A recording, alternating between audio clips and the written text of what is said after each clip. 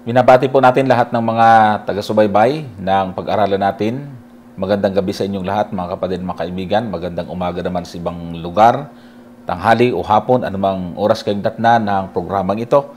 Sumainyo ang kapayapaan at sumaating lahat, mga kapatid at mga kaibigan. Ayan, at magpasalamat po tayo sapagkat yung pong bagyo ay madaling lumipas. At ipag-pray po natin yung mga nasalanta, talagang kalunos-lunos ang nangyari sa Bicol. Ang ibig kong sabihin ay pagpasalamat natin sapagkat dito po sa aming lugar o sa ibang mga lugar na ini-expect na malakas yung bagyo ay mabilis po siyang lumampas, mga kapatid. Ganun pa man, ang masaklap ay yung tinamaan yung Bicol. So, ating pong patuloy na pinapanalangin ang ating mga kababayan sa lugar kung saan ay talagang sentro ng bagyo. Sa pagkakataong ito, mga kapatid, mga kaibigan, ay ating pong purihin ang Panginoon. Magpapatuloy tayo sa ating pong pag-aaral. At tayo ngayon ay narito sa segment nating Biblical Exegesis. Subalit ito ay pagsagot sa tanong. Dahil nga, yung tanong ay ginagamitan po natin ng exegesis, no, mga kapatid, mga kaibigan. At bago tayo magsimula, kayo po ay aking inaanyahan sa isang panalangin. Dakilang Diyos, sa mga banal na makapangyarihan sa lahat, amin pong inaasahan muli, Panginoon, inyong gabay.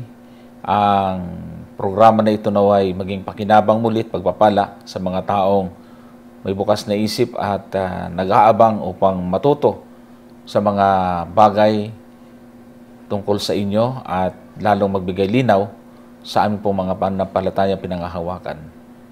Kayo po ang magsalita sa amin at hindi kami sa aming mga sarili. Itong amin dalangin sa pangalan ng Panginoong Hesus. Amen.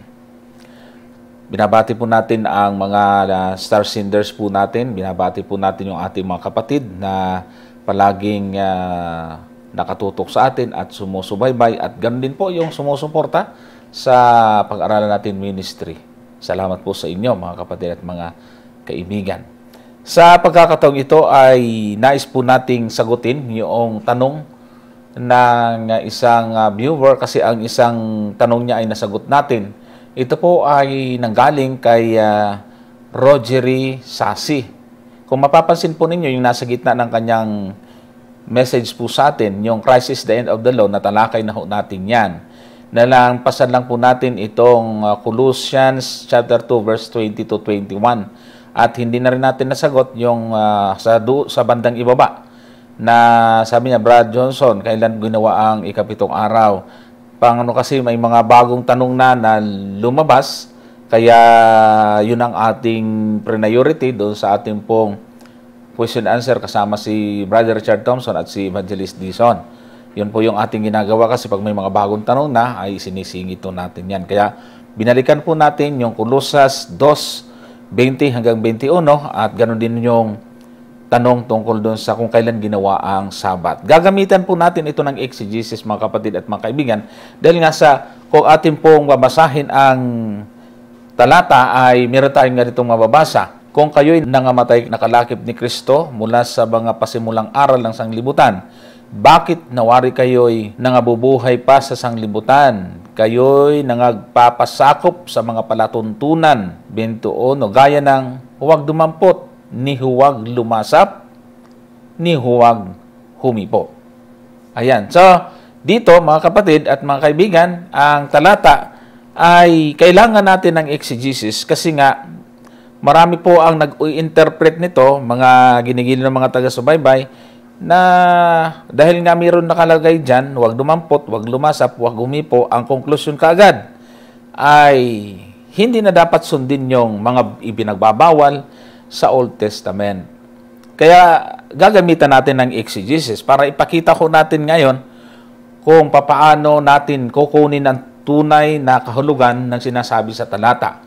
Kasi po mga kapatid, mga kaibigan, kung tayo ay hindi gagamit ng tinatawag nating exegesis, yung pong bago yung interpretation, yung mauuna, yung observation, ay walang ibang pupuntahan ng interpretation, kundi yung pong conclusion na wala na bisa yung pagbabawal na kumakainin, pwede na lahat. Kasi kung babalikan natin yung talata, ang sabi nga dyan, sabi sa verse 20, bakit nawari kayo'y nangabubuhay pa sa sanglibutan? Kayo'y nangagpapasakop sa mga palatuntunan. Tapos doon sa bandang itaas ay mga pasimulang aral ng sanglibutan. Itong pasimulang aral ng sanglibutan, dyan sa talata, mga kapatid, ito yung nakaugnay doon sa salitang mga nasa palatuntunan, nagpapasakop. At ang isa sa pagpapasakop ay naniniwala din doon sa huwag dumampot, ni huwag lumasap, ni huwag humipo. Kung titingnan ho natin, mga kapatid at mga kaibigan, itong verse 20 to 21, ang konteksto nito ay nagpasimula ito sa mga naunang talata. At kung atin pong itataas sa talatang 14, 16 at 17, ganito ang ating mababasa na pinawi ang usapang nasusulat sa mga palatuntunan laban sa atin na hindi naayon sa atin, at ito'y kanyang inalis na ipinako sa cross. Tapos sa 16 at 17, sino man nga ay huwag humatol sa inyo tungkol sa pagkain o sa pag-inom o tungkol sa kapistahan o bagong buwan o araw ng Sabat, na isang anino ng mga bagay na magsisidating, ngunit ang katawan ay kay Kristo. So, itong binasa nating 20 hanggang 21, ay kaugnay po ito nitong nasa 14, 16 at 17. Hindi na ho natin sasagutin, mga kapatid, ang talatang 14, 16 at 17 dahil napakaraming busy na po natin din na pag-usapan.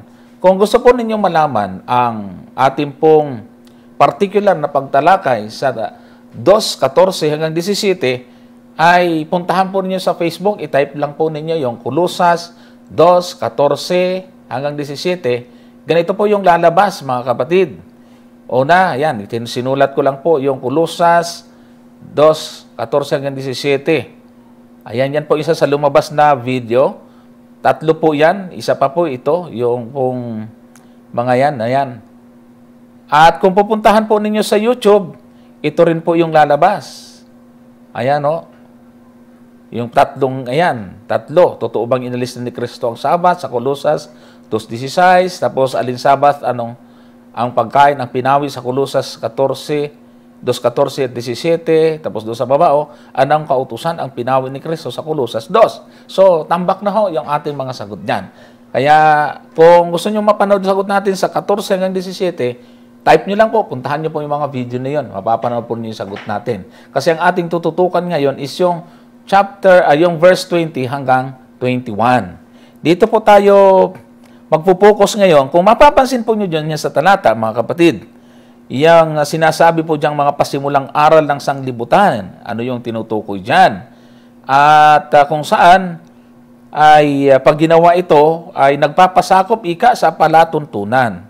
May keyword po dyan, mga kapatid, sa bandang, ibaba sa 21, na yung pong pagpapasakop sa palatuntunan ay katulad ika ng huwag dumampot, huwag lumasap, huwag humipo. Ayan. So, tandaan natin, isa sa mahalagang bagay na dapat natin isaalang-alang yung tinatawag nating correlation. Ang correlation ay pag kakasunduin natin yung talata sa ibang talata, hindi ito dapat na magkakontra, mga kapatid, mga kaibigan. Tingnan po ninyo, magpapakita po ako ng sample sa inyo kung agad-agad ay magbibigay tayo ng interpretasyon at iunawain po natin yon na ito yung pong pagtuturo ng Adventist na mayroong bawal kainin, ganito ganyan, bawal hipuin, at sasabihin natin, mali na yan. Ang maganda po yung nagtanong kasi tinanong niya, pero yung iba po ay nagbibigay ng konklusyon. Ngayon, sabi ko, ipapakita ko po sa inyo. Kung hindi gagamitan natin ng tinatawag na correlation, mga kapatid at mga kaibigan, lalabas po si Pablo sa kanyang sarili ay magkakontra. Alam niyo po kung bakit? Tingnan nyo ha, nakasulat po dyan na huwag dumampot, huwag lumasap, huwag humipo. Ang sumulat ng Kolosas, mga kapatid, ay si Apostol Pablo. Ngayon, kung diretso tayo sa konklusyon na dapat wala nang bawal, wala nang bawal kainin, wala nang pagbabawal na hipuin, o bawal dumampot, papaano ngayon itong nasa 2 Korinto, Kapitulo 6, talatang 17, ganito yung ating mababasa. Kaya nga, magsialis kayo sa kanila at magsihiwalay kayo, sabi ng Panginoon. At huwag na kayong magsihipo ng mga bagay na marumi at kayo'y aking tatanggapin. Ngayon, dito sa talatang iyan, may ipinagbabawal naman na huwag hipuin, huwag humipo. Yan din po yung ibig sabihin ng nasa Kulusas na huwag dawampot, huwag humipo. Yan, sabi ni Pablo, yan ay nasa palatuntunan. Bakit dito sa Korinto, pinagbawal naman niya? Lalabas niyan kung hindi natin uugatin ayon sa konteksto. Kung hindi natin gagamitan ng exegesis, ay si Pablo mali-mali. Si Pablo kontra-kontra. Yun po ang magiging kalalabasan. Kaya nga doon sa una, observation, bago yung interpretation, pagkatapos ay correlation, mga kapatid, i-correlate natin to. Hindi pwedeng magkontrahan itong dalawang talatang ito, mga ginigiliw na mga taga-subaybay. Kasi kung titingnan ho natin, yung po kung ura-urada tayong magbibigay ng interpretation dito at hindi natin gagamitin yung correlation, ay magkakamali tayo. Kaya hanapin natin ngayon kung paano at ano yung tinutukoy ni Pablo sa Kulusas. Kasi tiyak na iba ho ang tinutukoy po nito, mga ginigiliw na mga taga-subaybay. Alam niyo po, gagamit kaya nga biblical exegesis to kasi gagamit to tayo ng hindi naman matagal. Gagamit po tayo ng historical context. Ika nga. Alam mo ba ninyo kung kailan sinulat yung Korinto at kailan sinulat ang Kulusas? Sang-ayon po sa mga nag-aral, sang-ayon po sa mga historian, mga kapatid, mga kaibigan, mga scholar po natin, at saka yung mga church fathers na tinatawag po natin, ang ikalawang Korinto ay tinatayang na isulat nasa approximate po kasi yung lugar ng Corinth ay nabisita ni Pablo nasa mga 50 to 53 AD. So 50 to 53 AD, ang nangyari, umalis po siya doon, nasa tinatayang mga 53 AD, at pumunta sa ibang iglesia naman. At ang sabi niya sa Aklat ng Gawa, Kapitulo 20, talatang 31, sabi niya, kaya nga kayo'y mangagpuyat at naalalahaning sa loob ng 3 taon ay hindi ako naglikat sa gabi at araw ng paalala sa bawat isa na may pagluha. Kaya ayon sa mga nag-historian, ang ikalawang Korinto ay nasa mahigit 3 taon bago isinulat ito ni Pablo sa kanila. Kung after 53 AD, ay ang approximate na computation nila ng taon, ayon sa Biblical Encyclopedia, Volume 14, page 268, ay nasa 57 AD isinulat yung 2 Corinthians. At ang Book of Colossians naman ay tinatayang nasa 61 AD. So, merong 3 years, mga kapatid. Ibig sabihin, hindi pwedeng si Pablo magkontrahan sa kanyang sinasabi sa loob ng 3 taon. Yun po yung dahilan kung bakit natin kinukot ito, mga ginigil na taga-subaybay. Kasi sabi ni Pablo sa Kolosas, huwag nang magpasakaw sa mga palatuntunan, gaya ng huwag dumampot, huwag humipo. O ano pa? Sa Korinto, sabi niya, huwag kayong magsihiwalay kayo, huwag kayong magsihipo. Kukontrahan ba siya, mga kapatid, mga kaibigan? Naturalmente, hindi. Iba ang tinutukoy niya sa Kolosas, iba ang tinutukoy niya sa Korinto. Yun po yun, mga kapatid at mga kaibigan. Ngayon, dahil nga ang ating focus dito ay ito pong nasa Kolosas 2:20 hanggang 21, ito ang ating tututukan ngayon. Saan kaya itong tinutukoy na ito na palatuntunan? Mas madali natin itong maunawaan kung ano ang tinutukoy, kung kukunin natin yung background. Ano ba itong pasimulang aral na tinatawag po dito? Yung mga palatuntunan. Sa Greek po, mga kapatid, ay yung pong palatuntunan na tinutukoy dyan ay dogmatisiste. Ang root word niya ay dogmatizo. Ayan. Ang ibig sabihin ay ordinances at obligate to submit. Ang tanong natin, saan to ay ina-apply? Ito po ay ina-apply doon sa mga ginagawa nilang ritual sa sanktuaryo. kapag ang tao ay nagkakasala at nahahawa sa mga bagay na marumi, doon po nila ito ina-apply. Magpapakita tayo ng halimbawa, mga kapatid. Yung kinukuha natin kasi tandaan po ninyo, yung sinasabi ni Pablo, huwag tayong magpapasakop doon sa mga ordinances na ang ibig sabihin sa Greek ay dogmatizo. Ordinances, obligate to submit. Obligado ang mga taong gawin iyon sa kanilang kapanahunan dahil nga iyon po ay isang ordinansa na ginagawa sa sambahayan ni Israel. Ang sample po natin may ipapakita, mga kapatid, ay itong nasa Leviticus 11:39. Ano po ang sabi diyan? At kung anumang hayop na inyong makakain ay mamatay, ang makahipo ng bagay niyaon ay magiging karumaldumal hanggang sa hapon. Yung pong hayop na pwede naman sanang kainin yon dahil malinis naman, namatay. Kapag nahawakan ang bangkay niyon ay magiging karumaldumal hanggang sa hapon.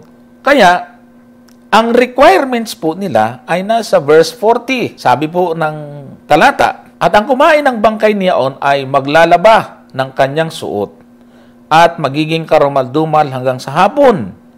Gayon din, ang bumuhat ng bangkay niyaon ay maglalaba ng kanyang suot at magiging karumaldumal hanggang sa hapon. Dito, ang requirements, kasi nahahawahan ka, marurumihan, mayroong requirements. Maglalaba ng kanyang damit at ang kanyang karumihan ay hanggang sa maghapon. Kaya sa kanila, merong pagbabawal na bawal humipo doon sa mga iyon. Magiging marumi sila. Pero ang karumihan nila, nakukuha sa ritual. Ito yung karumihang pansamantala, mga kapatid at mga kaibigan. At ano pa? Dito po sa Kapitulo 15 naman, talatang 2 hanggang 5. Sabi rito, salitain ninyo sa mga anak ni Israel at inyong sabihin sa kanila, pagka ang sinumang tao ay inagasan sa kanyang laman, at magiging karumaldumal siya dahil sa kanyang agas. At ito ang magiging kanyang karumalan sa kanyang agas. Maging ang kanyang laman ay balungan dahil sa kanyang agas. O ang kanyang laman ay masarhan dahil sa kanyang agas ay kanyang karumalan nga. 4. Bawat mahigaan ng inagasan ay magiging karumaldumal. At bawat bagay na kanyang kaupuan ay magiging karumaldumal. At sino mang tao na makahipo ng kanyang higaan ay maglalaba ng kanyang mga damit at maliligo siya sa tubig at magiging karumaldumal hanggang sa hapon. Kaya ang gagawin, sabi diyan, ay ganun din, maglalaba ng kanyang damit, maliligo. Yan po yung requirements. Kaya nga, ang pagbabawal ay huwag humipo sa mga bagay na yan kasi magiging karumaldumal. Yun yung tinutukoy po doon sa Aklat ng Kulusas. Isa po yan sa mga kasama sa palatuntunan. Kasi po, yung pong mga pagbabawal ng karumaldumal na hayop, mga kapatid, mga kaibigan, ay hindi ho siya pansamantalang karumihan. Hindi katulad nito na maghapon lang at makukuha sa paglaba. Sa kanila, pag kumain ng ipinagbawal, bawa yung baboy, mga isdang walang kaliskis, mga karumaldumal na hayop, hindi ho yun nakukuha ng paligo at hindi po hanggang hapon ang karumihan nun. Mga kapatid, mga kaibigan, dapat maintindihan natin yon. Kaya, ibig sabihin, hindi yun ang tinutukoy ni Pablo doon sa Aklat ng Kulusas. Kasi, ang karumihan na tinutukoy niya doon, yung may hangganan, pansamantala ang karumihan, nakukuha sa paglilinis o ritual o paliligo. So, tingnan po natin. Ang sabi naman sa Kapitulo 19 ng Aklat ng Bilang, at ang talata po nito ay 11 hanggang 21, ganito. Ang makahipo ng bangkay ng sinumang tao ay magiging marumi na 7 araw. Ito, mahaba-haba naman to. 1 linggo. Ang sabi po, ang gayon ay maglilinis sa pamagitan ng tubig na yaon sa ikatlong araw at sa ikapitong araw ay magiging malinis. Ngunit kung siya'y hindi maglinis sa ikatlong araw, ay hindi nga siya magiging malinis sa ikapitong araw. Tingnan mo itong mga ordinansa na to. Obligate to submit. Sabi nga doon sa meaning sa Griego, mga kapatid. At Tanatang 13, sino ang humipo ng patay, ng bangkay ng taong patay, at hindi maglilinis ay ihahawa ang tabernakulo ng Panginoon at ang taong yaon ay ihihiwalay sa Israel. Sapagkat ang tubig para sa karamihan ay hindi iniwisik sa kanya. Siya ay magiging marumi. Ang kanyang karamihan ay sumasa kanya pa.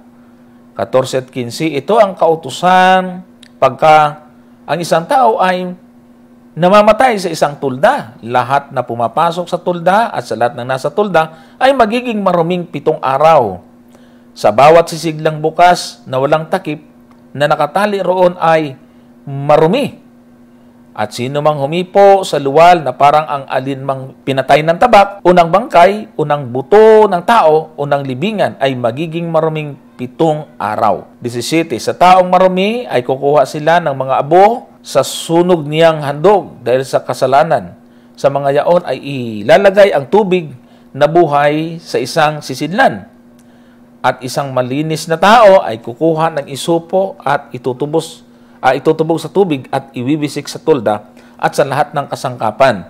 At sa mga taong nandoon at sa humipo ng buto, unang bangkay, unang patay, unang libingan. At iwiwisik ng taong malinis sa marumi sa 3 araw. At sa 7 araw ay lilinisin niya siya sa 7 araw. At siya maglalaban ng kanyang mga suot at maliligo sa tubig at magiging malinis sa hapon. 20. Ngunit ang taong magiging marumi at ang hindi maglilinis ay ihihiwalay ang taong yaon sa gitna ng kapulungan sapagkat kanyang inihawa ang sanktuaryo ng Panginoon. Ang tubig para sa karumihan ay hindi nawisik sa kanya. Siya'y marumi. 21.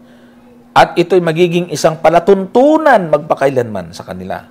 At yaong nagwiwisik ng tubig para sa karumihan ay maglalaban ng kanyang mga suot at yaong humipo ng tubig para sa karumihan ay magiging marumi hanggang sa hapon. So dito, sabi dyan, ito rin ay magiging palatuntunan. Sa madaling salita, mga kapatid, ito po yung tama na tinutukoy talaga ng Kolosas na sa panahon ni Pablo, hindi naman na ito dapat gagawin. Lalo na sa ating kapanahonan, mga kapatid, mga kaibigan. Alam naman natin itong mga seremonya at ritual na ito ay hindi na ito kailangan ngayon. Kaya nga ang tawag ng mga scholar ho dyan ay mga ceremonial law. Matigas lang ho ang ulo ng ilan sapagkat ginagawa po tayong katawa-tawanan. Saan man yan talata sa Biblia? Yung ceremonial law. Yan ho ay termino na ginamit ng mga scholar para ibigyan ng distinction yung pong mga ordinansa or mga practices, ritual na ginagawa sa templo na ang tawag po nila po dyan ay mga seremonya na ginagawa. So dito ay nakita ho natin yung pong makahipo sa bangkay ng hayop ay magiging marumi, yung pong makahipo sa inaagasan magiging marumi, ganun din yung makahipo doon sa maruming tao, mga kapatid at mga kaibigan, ay meron ding karumihan at 7 araw pa nga itong magiging marumi. Kaya ang sa kanila, kung ganito ang mangyayari, ay talagang todo iwas silang. Huwag humipo, huwag dumampot. Yun po yung sinutukoy po doon sa talata. Yan po yung ordinansa or mga ordinances, mga kapatid at mga kaibigan. Kaya kung ating titingnan at babalikan ho natin yung Kolosas, kung inyo pong papansin ho dito, yung sa verse 20, kung kayo'y nangamatay nakalakip ni Kristo mula sa pasimulang aral ng sanglibutan, bakit nawaring kayo'y nangabuhay sa sanglibutan ito, kayo'y nangagpapasakop sa mga palatuntunan. O, ayan, malinaw ho mga kapatid. Yun po yung mga mga palatuntunan na tinatawag po. Ngayon, doon sa verse 21, ay binanggit ho doon yung salitang huwag lumasap. No? Huwag dumampot. Yung parte naman na yon. Ano naman yung ibig po sabihin? Yung pong huwag lumasap doon, sa saling Tagalog, yung taste, no? Ay nakita ho naman natin, ayon sa The Lexham Analytical Lexicon to the Greek New Testament, Yung taste po dyan, giumay. Ibig po sabihin ay experience, partake of. Makikita mo din nyo yung aking kinaptured. Test, experience, partake, to taste, to experience, to eat. Ayan. So, kung titingnan po ninyo mabuti dito mga kapatid, ang tinutukoy dyan, aalamin natin ngayon kung ano yung ibig sabihin dyan ng giumay na nangangahulugang maranasan or magpartake o kaya ay tikman o ma-experience ito. Kumain. Yan ang mga kahulugan ho dyan. Ano yung tinutukoy dito sa puntong ito? Ito yung pagkain at hindi pagkain. Merong mga bagay na hindi sila pwedeng kainin. May mga bagay na hindi sila pwedeng, may mga bagay na pwedeng kainin, pero yung bagay na pwedeng kainin nila, meron namang panahon na hindi nila pwedeng kainin. Pero sa ibang panahon, yung hindi nila pwedeng kainin, pwede naman lang kainin. Hindi ho ito yung ipinagbawal talaga ng Diyos, mga kapatid. Kasi nga, yung meaning, yung pong giumay, nang ibig sabihin ay, yung pong hindi naman bawal ay may panahon o bawal ito sa iyo. At may panahon naman na hindi bawal. At meron tao na pwedeng kumain nun, at meron tao na hindi pwedeng kumain nun, mga kapatid at mga kaibigan. So, pinuntahan ho natin, ayon na rin po dito sa ating mga pinagkukuhang mga aklat, na mga hindi naman Adventist ang sumulat, ay ang isa sa aklat na tinuturo nila para magbigay ng linaw sa atin kung ano yung mga bagay na iyon, ay katulad ng ating mababasa sa aklat ng Exodus, sa Kapitulo 12, talatang 18 hanggang 20. Ang sabi po dyan, sa unang buwan ng 14 na araw ng buwan, sa paglubog ng araw, ay kakain kayo ng tinapay na walang libadura. Hanggang sa 81 araw ng buwan, sa paglubog ng araw. 7 araw na walang masusumpungang libadura sa inyong mga bahay. Sapagkat sino mang kumain niyaong may libadura, ay ihihiwalay sa kapisanan ng Israel. Ang taong yaon, maging taga-ibang lupa o maging ipinanganak sa lupain. Huwag kayong kakain ng anumang bagay na may libadura. Sa lahat ng inyong mga tahanan ay kakain kayo ng tinapay na walang libadura. So, dito mga kapatid, itong pagkain ng tinapay na walang libadura ay mayroong panahon na hindi na doon lang, yun lang ang kanilang kakainin. Subalit sa ibang panahon, pwede naman silang kumain ng tinapay na may libadura. Sa madaling salita, ito yung tinutukoy na may mga hindi sila pwedeng tikman. Mayroon silang hindi pwedeng ma-experience. Yung mga bagay na ito, mga kapatid. Isa lang po yan, sa aklat ng Exodus. Meron pang isang aklat sa Old Testament, yung Leviticus.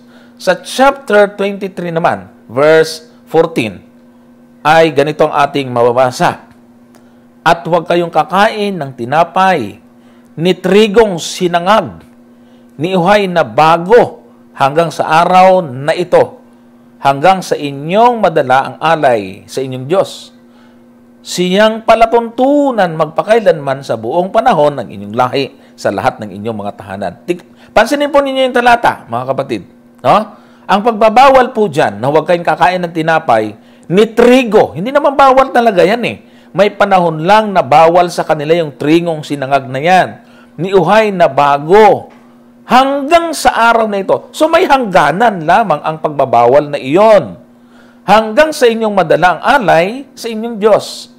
Ito ay palatuntunan magpakailanman sa buong panahon ng inyong lahi sa lahat ng inyong mga tahanan. So dito ay nakikita ho natin mga kapatid at mga kaibigan, tulad na aking binanggit kanina, na ang ibig sabihin ng Greek word po doon na yung pong hindi naman talaga bawal, meron lang specific, lalo na sa panahon ng kanilang pagsiselebrate ng kapistahan, bawal silang kumain ng tinapay na may libadura. Kailangan lang ay tinapay na walang libadura ang kanilang kainin. At dito naman, ito namang trigo, mga kapatid, mga kaibigan. May hangganan lang din na hindi sila pwedeng kumain. Pero pagkatapos na, ay pwede na silang kumain. Ito po yung mga hindi talaga panghabang buhay na pagbabawal at hindi pang buong panahon ng pagbabawal. Ito yung sinasabi sa palatuntunan, huwag humipo, huwag lumasap, huwag tumikim. Yung pong sinasabi po doon sa Kapitulo 2, talatang 21 ng Aklat ng Kulusas. Kaya si Pablo din ang nagbanggit niyan, kung ating titingnan yung Aklat ng Hebreo, ay binanggit na rin po niya yan, mga kapatid, sa 9 talatang 10, ay ganito ang ating mababasa. Palibhasa'y palatuntunan lamang na ukol sa laman na iniatang hanggang sa panahon ng pagbabago, gaya ng mga pagkain at mga inumin at sari-saring paglilinis. Yan din ho yung tinutukoy, mga kapatid at mga kaibigan. Hindi ho yan yung nasa chapter 14 ng Deuteronomy at hindi rin po yung nasa Leviticus chapter 11. Dahil nga po, yung pong pagkain sa mga ipinagbabawal ng Diyos doon ay hindi naman pansamantala ang karumihan. Wala po tayong mababasa na pag kumain ng baboy, ng mga karumaldumal na hayop, ang kanyang karumihan makukuha sa paliligo o paghuhugas ng kanyang damit. Walang ganon. Kaya kailangan alam natin ibigyan ng distinction yung mga bagay na iyon. Yun ang sinasabi ni Apostol Pablo na nasa palatuntunan na hindi na tayo dapat nagpapasakop dyan. Yan po yung sinasabi niya mga panimulang aral. Kasi nga, kung ididirekta natin, hindi natin uunawain ito, base sa historical context, mga kapatid, mga kaibigan, ay bakit may binabanggit si Pablo doon sa 2 Korinto 6:17? May binagbabawal naman siyang karumal-dumal. Ang binabanggit ni Pablo doon sa 2 Korinto 6:17, mga kapatid, ito yung mga binabanggit doon sa mga karumal-dumal na hayop. Hindi ito yung katulad nitong ating mga binasa. Kaya magkaiba sila ng konteksto. Hindi sila ngayon magkakontra. Pero sa inyo po, sa iba pong mga hindi naman ganito ang interpretation, ay kontrahan si Pablo. Ibiro mong iisipin na, Pablo pala, pwede nang ipahawakan yung mga wala nang bawal-bawal, pwede nang hawakan. Pagdating sa Korinto, mayroon palang bawal. O paano ngayon i-reconcile nyon? Ito ang magandang paliwanag doon sa talatang iyon. Hindi nagkukontrahan, kundi iyo po ay magkasuhato, magkatuwang. Ngayon, itong nasa Hebreo, na katulad din ng binabanggit doon sa Kulusas, ay nabanggit na rin natin ito sa ilan natin pagtalakay, na may talata rin talaga sa aklat ng Old Testament na tumutukoy tungkol dito sa mga buntong ito. Ezekiel 45:17. At magiging tungkulin ng prinsipe na magbigay ng mga handog na susunugin at ng mga handog na harina at ng mga inuming handog sa mga kapistahan at sa mga bagong buwan at sa mga sabat sa lahat ng takdang kapistahan ng sambahayan ni Israel. Siya'y maghahanda ng handog dahil sa kasalanan at ng handog na harina at ng handog na susunugin at ng mga handog tungkol sa kapayapaan upang ipangtubos sa Israel. Ayan. Itong binabanggit dito sa aklat ng Ezekiel, mga kapatid, ay nandun din ito sa aklat ng Exodus sa 29, talatang 10 at 14. Ay ganito naman ang ating mababasa. At iyong dadalhin ang turo sa harap ng tabernakulo ng kapisanan at ipapatong ni Aaron at ng kanyang mga anak ang kanyang kamay sa ulo ng turo at iyong papatayin ang turo sa harap ng Panginoon sa pintuan ng tabernakulo ng kapisanan. At kukuha ka ng dugo ng turo at ilalagay mo ng iyong daliri sa ibabaw ng mga anyong sungay ng dambana at iyong ibubuhos ang lahat ng dugo sa paanan ng dambana. At kukunin mo ang buong taba na nakabalot sa bituka at ang mga lamak ng atay at ang dalawang bato at ang taba na nasa ibabaw ng mga yaon at susunugin mo sa ibabaw ng dambana. Datapwat ang laman ng turo at ang balat at ang dumi ay iyong susunugin sa apoy sa labas ng kampamintong handog. Sang kampaminto, handog nga dahil sa kasalanan.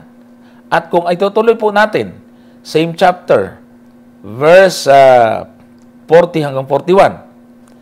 Sabi po dito, at kasama ng isang kordero na iyong ihahandog ang ikasampung bahagi ng isang ipa ng mainam na harina na may halong ikaapat na bahagi ng isang hain ng langis na hinalo at ang ikaapat na bahagi ng isang hin na alak at pinakahandog na inumin At ang isang kordero ay iyong ihahandog sa hapon at iyong gagawin ayon sa handog na sa umaga at ayon sa inuming handog yaon na pinakamasarap na amoy na handog nga sa Panginoon na pinaraan sa apoy.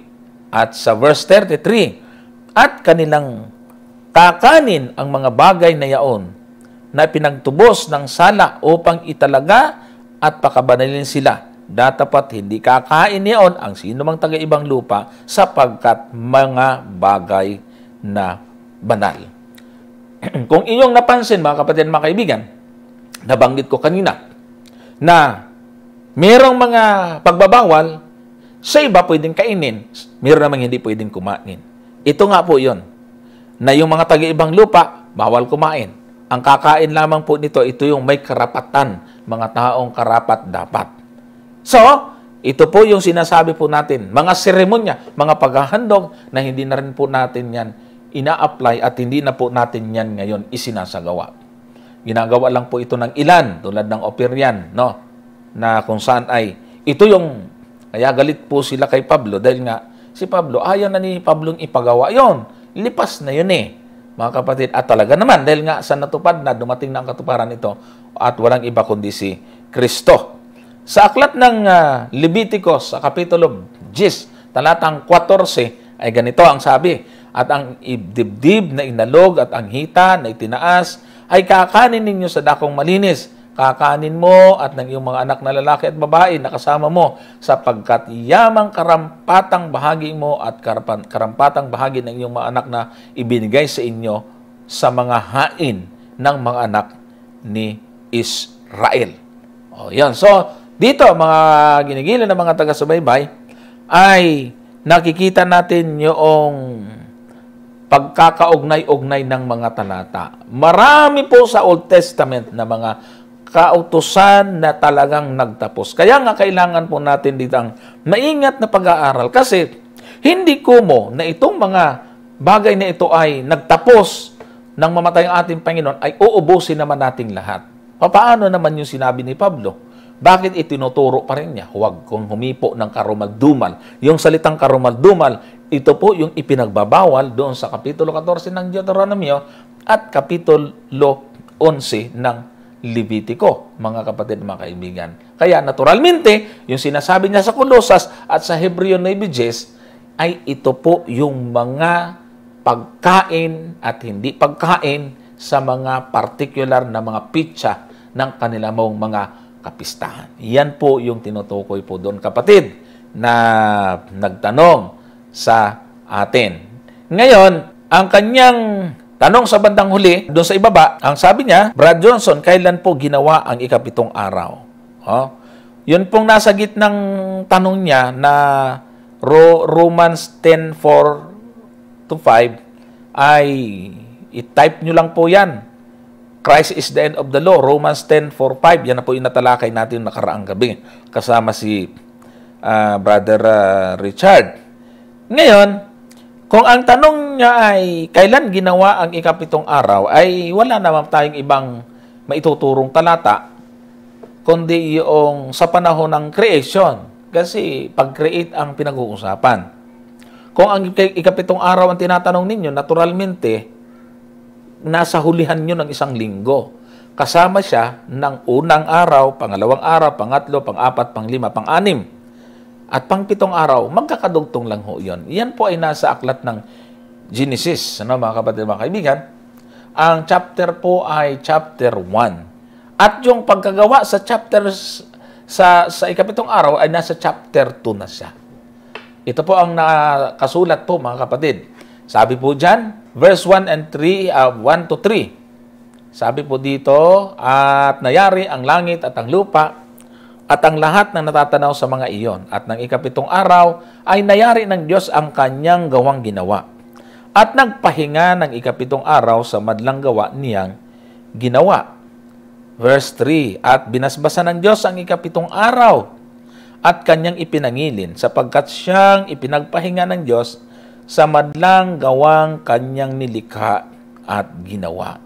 Wala namang ibang talata, mga kapatid, na magtuturo sa atin kung kailan ginawa ang araw ng Sabat, kundi ito lamang. Kasi mababasa natin sa chapter 1, unang araw, ginawa ng Diyos ang mga bagay na ito. Naturalmente, binabanggit doon kung ano ang ginawa sa unang araw. At the same time, yun na rin yung paggawa niya sa unang araw. Doon niya rin nilikha yung araw na yon. Pangalawa, ito naman yung kanyang mga ginawa. Pangatlo, ito naman kanyang mga ginawa. Pangapat, yun din naman kanyang mga ginawa. Panglima, meron siyang mga ginawa. Pang-anim, meron siyang ginawa. At noong ikapitong araw, wala na siyang nagawa. Wala na siyang gagawin. Tapos na eh. Ang ginawa niya, hindi naman po pwedeng 6 na araw lang sa isang linggo. Kailangan 7. Kaya ang ginawa niya sa ikapito, ginawa niya itong banal. Ayon, ginawa niya ito, binasbasan niya ito, at ginawang banal sapagkat ito'y kanyang ipinagpahingang araw kasi wala na po siyang gagawin. Doon po ginawa ang araw ng Sabat. Kaya nga sabi ng ating Panginoon sa Marcos 2:27, at sinabi niya sa kanila, ginawa ang Sabat ng dahil sa tao at di ang tao ng dahil sa Sabat. Ayon. So, malinaw po dito, kapatid, na yung araw na yan ay ibinawa ng Panginoon para sa kabutihan ng tao. Bakit? Kasi diyan tayo nakakapagpahinga sa isang linggo, hindi puro trabaho, may araw talaga ng pahinga. At meron yan din po yung araw natin para sa ating Panginoon. Ilalaan natin para sa Kanyan kasi banal yan, binasbasan niya. Hindi po nawawala ang basbas na yan, mga kapatid at mga kaibigan. Hindi lang nga natin maintindihan kung bakit itong banal na araw na ito ay hindi matanggap-tanggap ng marami. Maraming nanonood ngayon, laging tinutulig sa yan. Hindi naman namin kasalanan kung bakit naging banal yan eh. Hindi naman namin gagagawan yan eh. Diyos ang may gawa niyan.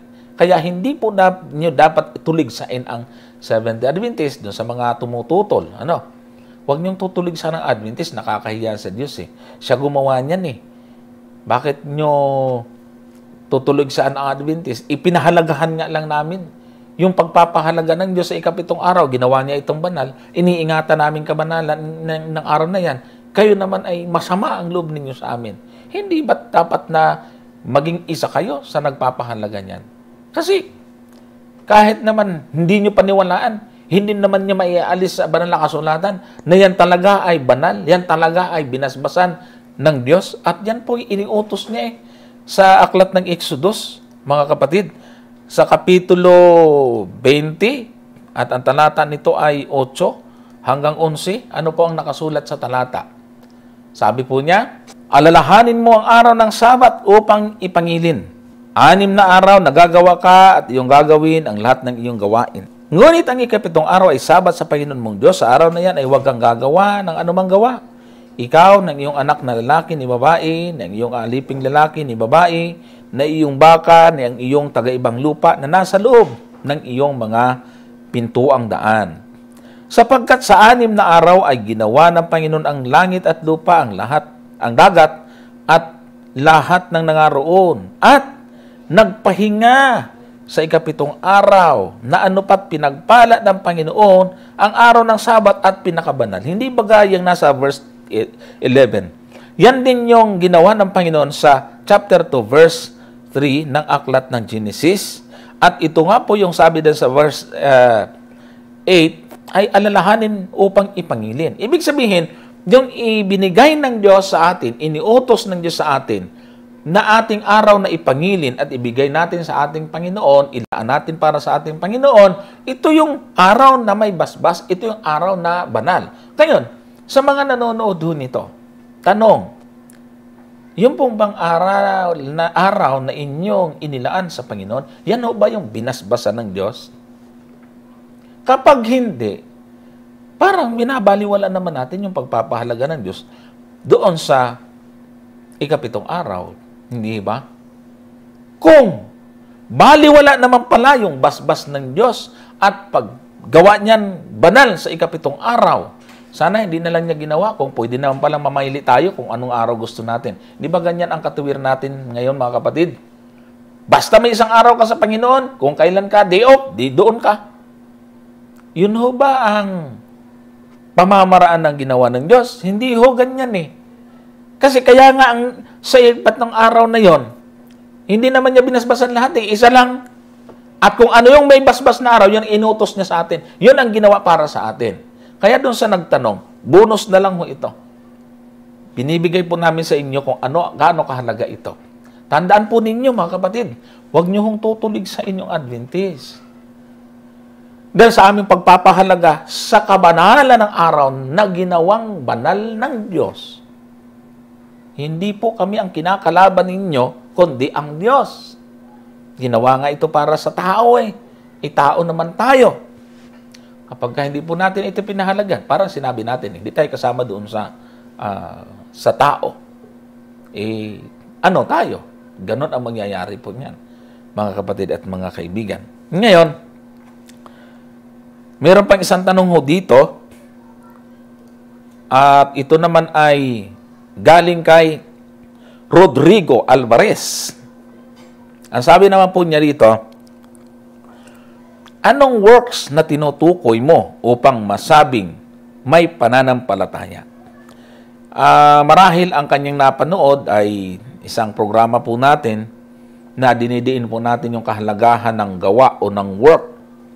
Kaya meron siyang tanong na anong work yung tinutukoy mo? Tandaan po ninyo mga kapatid, yung pong mga nakakarating po sa ating mga message sa page po natin ay hindi na naman nila nababanggit kung anong episode. Kaya magbabase na lang po tayo sa kanila pong paraan ng pagkakasabi. Kaya marahil meron siyang napanood na nababanggit po natin yung kahalagahan ng gawa. Kaya naitanong po ito ni Brother Rodrigo Alvarez kung ano yung work na sinasabi, sabi pakilagay nga, sabi diyan, upang masabing may pananampalataya. Yan. Ngayon, ganito po kapatid, ang ating maisasagot ho sa inyo. Kukunin po natin ang sagot sa isang talata na isinulat po ni Santiago. Pakinggan po ninyo. Sa pagkatapos kong basahin ang mga talata, ay ipapakita ko po sa inyo yung dahilan bakit ko ba binasa ito at bilang sagot. Gayon din naman, ang pananampalataya na walang mga gawa ay patay sa kanyang sarili. Mula sa talatang 17 hanggang 23, babasahin ho natin. Kapitulo 2 ng Santiago. Yan. Tandaan nyo, sabi rito sa 17, yung pananampalataya na walang mga gawa ay patay sa kanyang sarili. Kaya tama yung tanong, anong gawa ang tinutukoy niyan? O, basahin natin yung karugtong. 18, oo, sasabihin ng isang tao, ikaw ay mayroong pananampalataya at ako'y mayroong mga gawa. Ipakita mo sa akin ang iyong pananampalatayang hiwalay sa mga gawa. At ako, sa pamagitan ng aking mga gawa, ipakikita ko sa inyo ang aking pananampalataya. 19 at 20, ikaw ay sumasampalataya na ang Diyos ay iisa. Mabuti ang iyong ginagawa. Ang mga demonyo man ay nagsisampalataya at nagsisipanginig. Datapat, ibig mo bagang maalaman, o taong walang kabuluhan, na ang pananampalataya na walang mga gawa ay baog. 21. Hindi bagang ating amang si Abraham ay inaring ganap sa pamamagitan ng mga gawa dahil sa kanyang inihain si Isaac na kanyang anak sa ibabaw ng dambana. Pasinin po ninyo yung talata, mga kapatid, mga kaibigan. 22. Nakikita mo na ang pananampalataya ay gumagawang kalakip ng kanyang mga gawa. At sa pamamagitan ng mga gawa ay naging sakdal ang pananampalataya. O kita nyo na po. Verse 23. At natupad ang kasulatan na nagsasabi, at si Abraham ay sumampalataya sa Diyos. At si Abraham ay sumampalataya sa Diyos at yaoy ibinilang na katuwiran sa kanya. At siya'y tinawag na kaibigan ng Diyos. Ayan. So, tingnan po ninyo, bakit ko ginamit itong talatang ito. Kung inyo mapansin, sa mga talatang aking binasa, patay ang pananampalataya kung walang gawa. Tapos ay ginamit si Abraham. Si Abraham, sumampalataya. Ang pananampalataya niya, ibinilin na katuwiran. Subalit, binanggit din naman sa talata na kung paano binanggit doon na sumampalataya lang, walang gawa, ibinilin na katuwiran, pero ginawa, naging sakdal naman ang kanyang pananampalataya dahil sa kanyang gawa. Ano pang ibig sabihin nito? Tingnan nga natin yung panahon kung paanong tinukoy po na sumampalataya si Abraham at ibinilang na ito na katuwiran sa kanya. Ito ho ay mababasa natin sa aklat ng Henesis sa Kapitulo 15 at talata ay 6. Sabi po'y ganito, at sumampalataya siya sa Panginoon at ito'y ibinilang na katuwiran sa kanya. Saang punto sa buhay ni Abraham ito, mga kapatid? Tingnan po ninyo mabuti. Yung pong punto ng buhay o sa bahagi ng buhay ni Abraham na tinutukoy, ito yung, kung babasahin niyo yung konteksto ng Genesis 15, talatang 6, ay ito yung kinausap ng Panginoon si Abraham. Tapos, ang edad ni Abraham, mitanda na siya eh. Nangako ang Panginoon na sa kanya manggagaling ang binhi o lahi ng tao na kasindami ng buhangin sa dagat. Sabi na po, tumingin ka sa langit, makita niyo mga bituin na yan. Ganyan kadami ang magiging lahi mo. Eh, ang tanda na niya. Pero sa kabila nun, si Abraham, sumampalataya.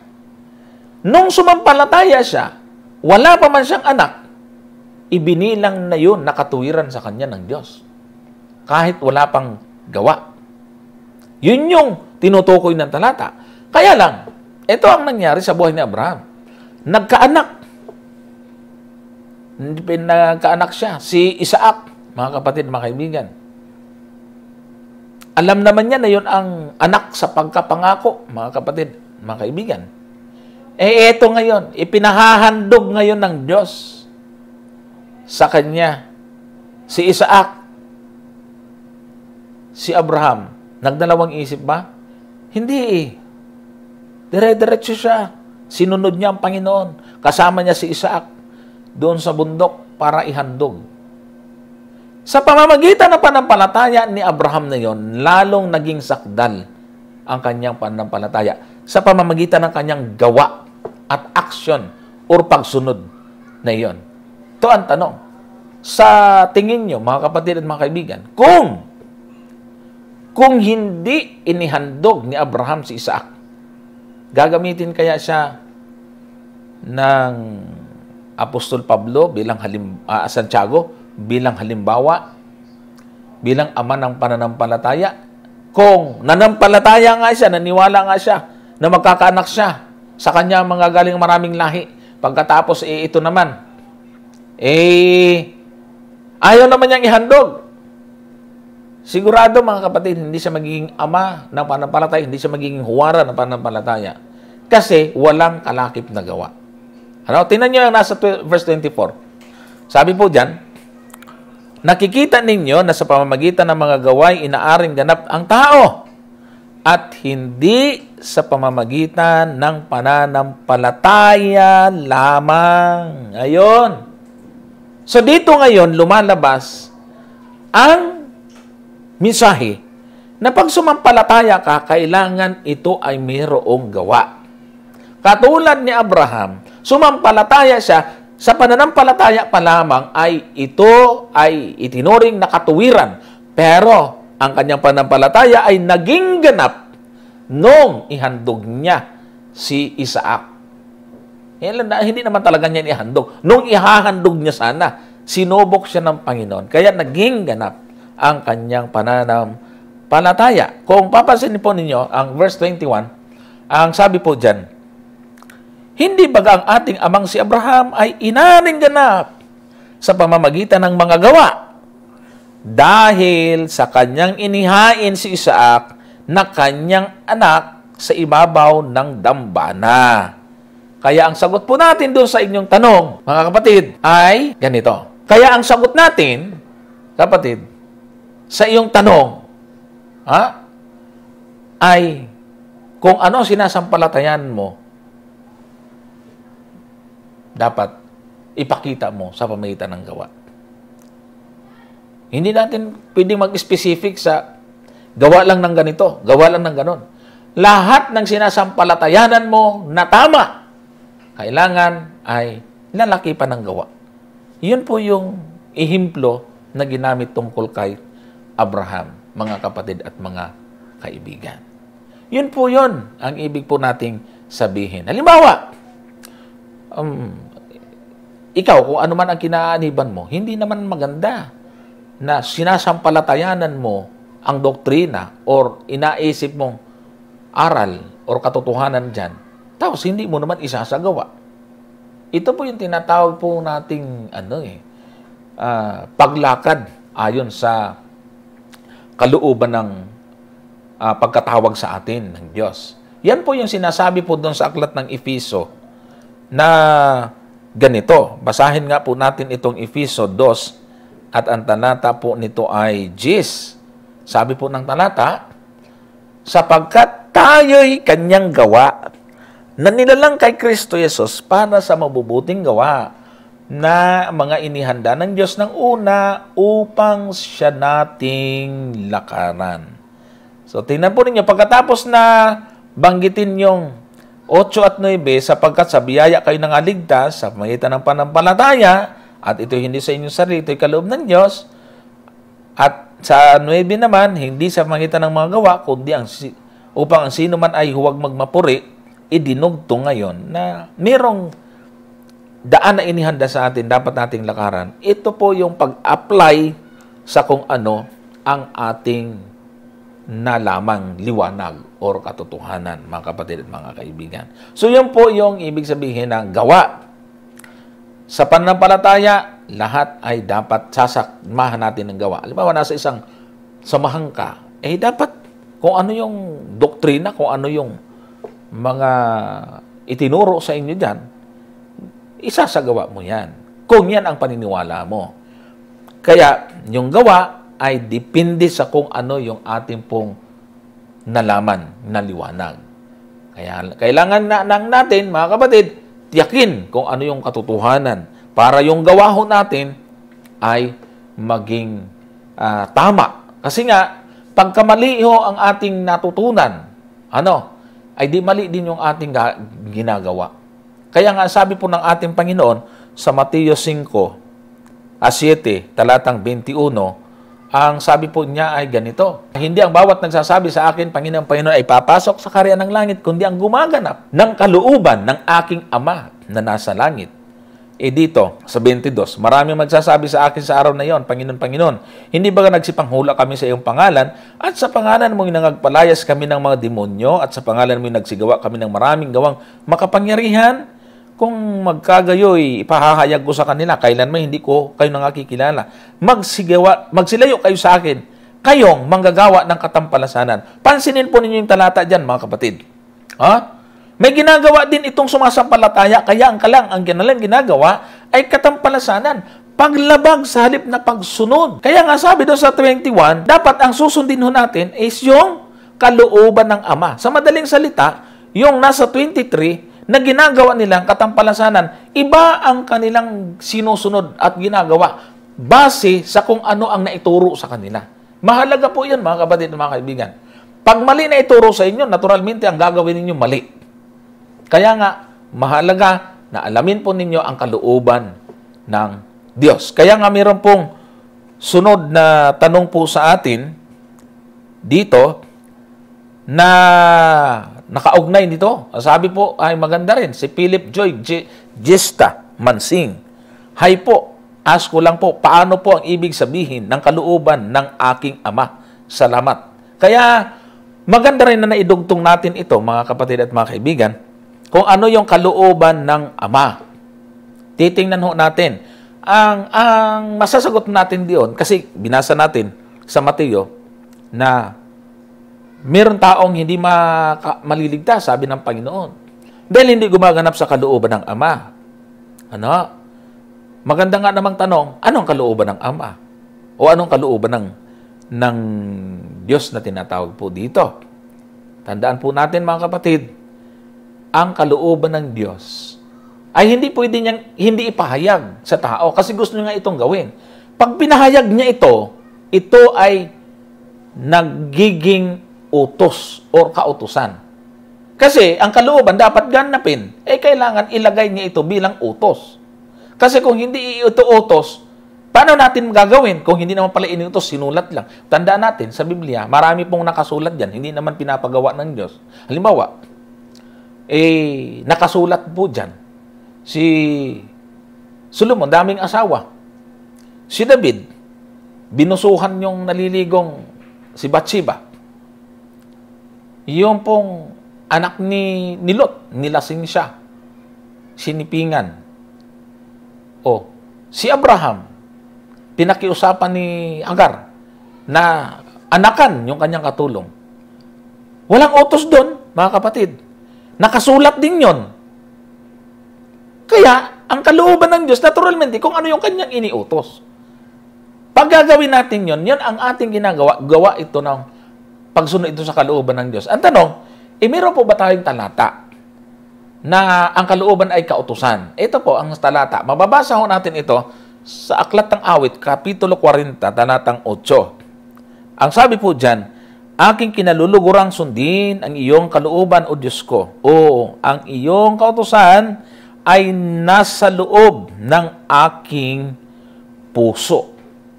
So, sabi ni Haring David, ang iyong kalooban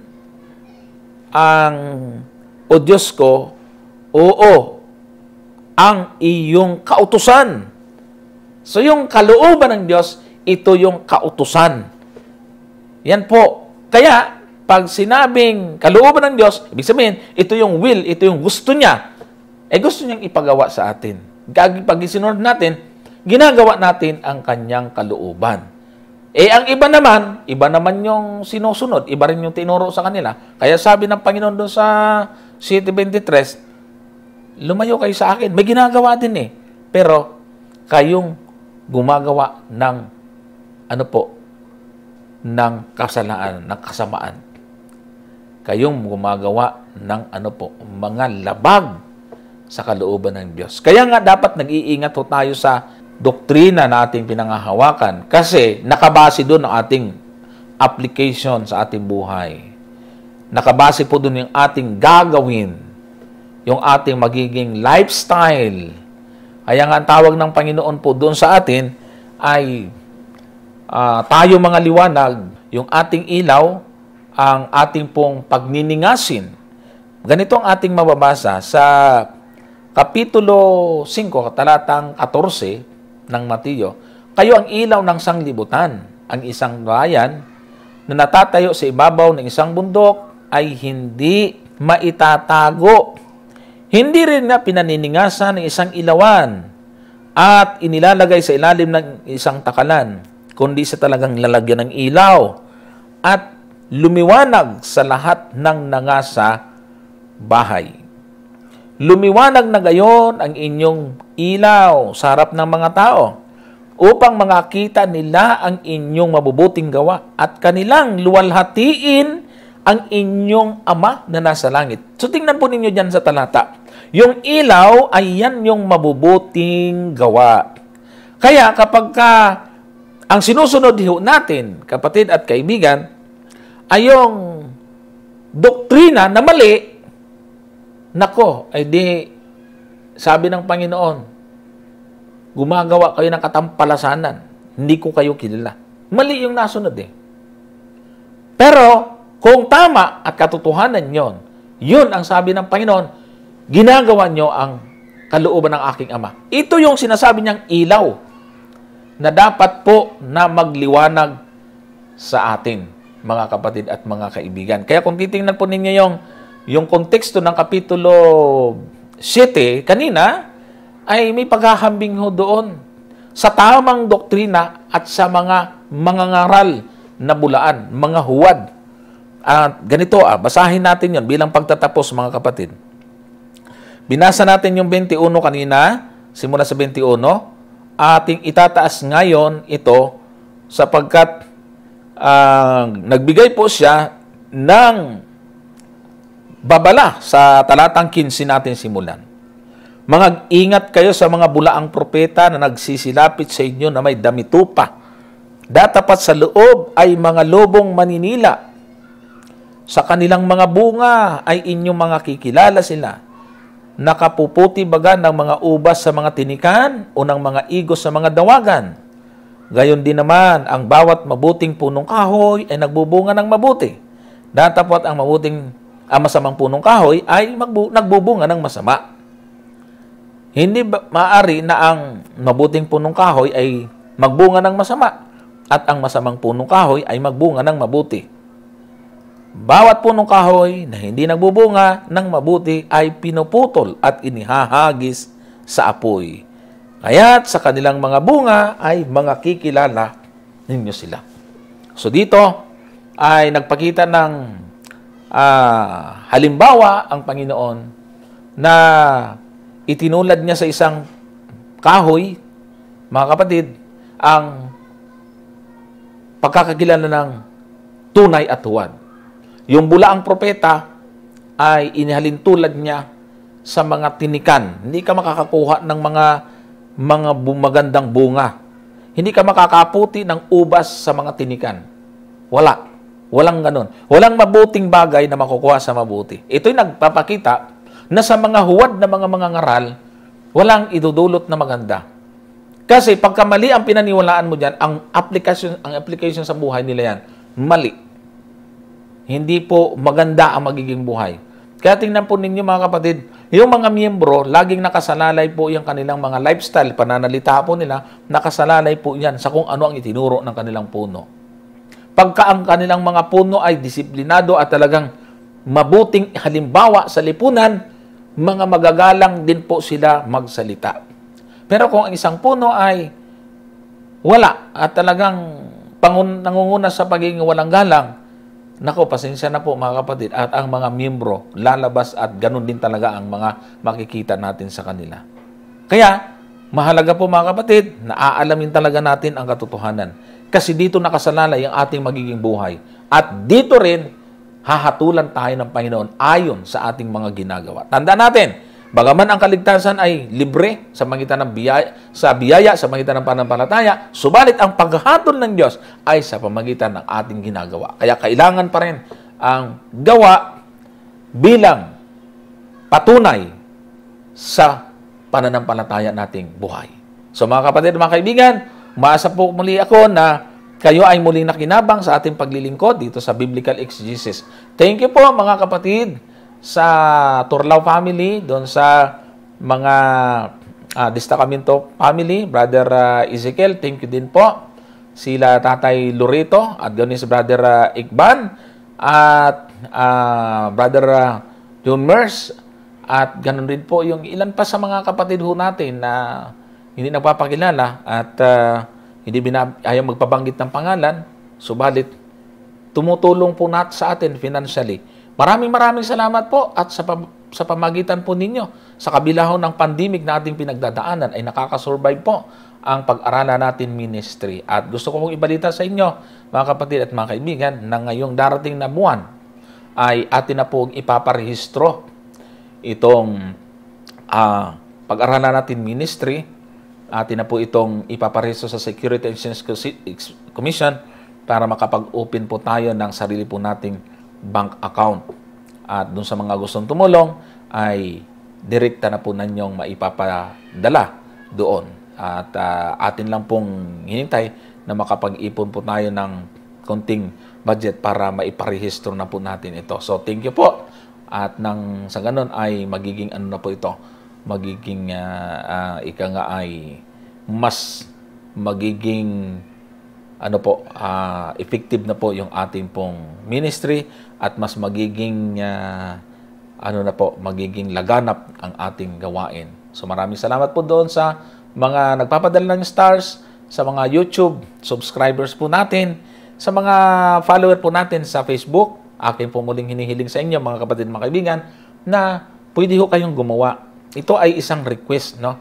Sa request ko, pwede ho kayong gumawa ng YouTube account nyo at isubscribe po ninyo yung ating channel. Kasi kahit paano, meron tayong natatanggap po doon na kaunting financial na nakakatulong po sa ating pong mga expenses po dito.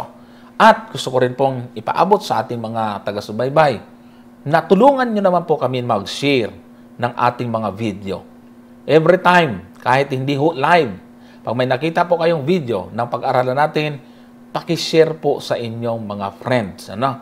Share nyo po sa kanilang mga timeline, isend nyo sa kanilang mga messengers, at sa ganun ay marami pa po ang mapaabutan ng ating pong mga video. Maraming salamat po at tayo ngayon ay dumako sa ating pong pagwakas na panalangin. Dakilang Diyos sa mga banal na makapangyarihan sa lahat, Panginoon, kami po ay muling nagpapasalamat. Salamat sa inyong kabutihan. Muli po ang aming pong paglilingkod na ito naway naging paginabang sa mga nakapakinig.